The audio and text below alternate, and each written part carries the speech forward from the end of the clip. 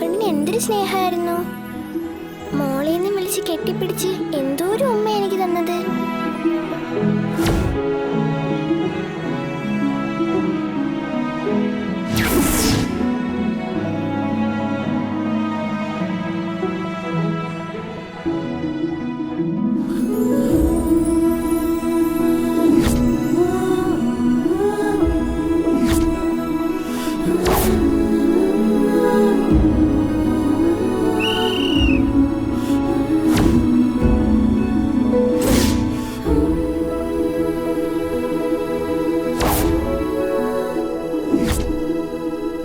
അന്ന് എനിക്ക് വേണ്ടി മാത്ര ബിഗ് ഫ്രണ്ട് ഓട്ട മത്സരത്തിൽ പങ്കെടുത്തതും എന്നെയും പപ്പിയും കൊണ്ട് ഓടി ജയിച്ചതും.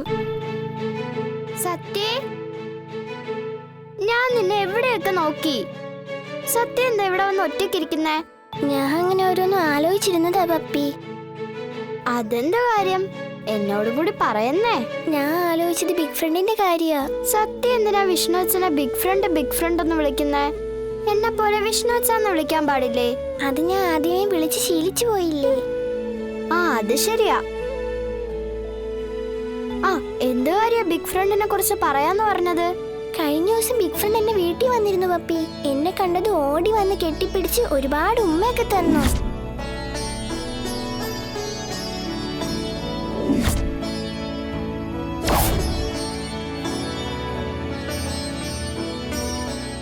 അന്ന് എന്നോട് എന്താന്നറിയില്ല, ഒരു പ്രത്യേക സ്നേഹമായിരുന്നു. അതെന്താന്ന് എത്ര ആലോചിച്ചിട്ട് എനിക്ക് മനസ്സിലാവുന്നില്ല.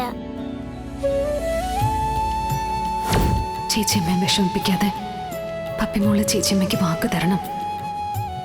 ചേച്ചിയമ്മ പറയാതെ സത്യയുടെ ഈ വിവരം പറയില്ലെന്ന്. ചേച്ചിയമ്മയുടെ പൊന്നുമോളല്ലേ സത്യം ചെയ്തതാ. ശരി, സമ്മതിച്ചു. എന്റെ സത്യ, അത് നിന്റെ ആരാണെന്ന് എനിക്കിപ്പോ പറയണമെന്നുണ്ട്. പക്ഷെ ചേച്ചമ്മയ്ക്ക് ഞാൻ വാക്ക് കൊടുത്തോണ്ട് എനിക്ക് പറയാനാവില്ല.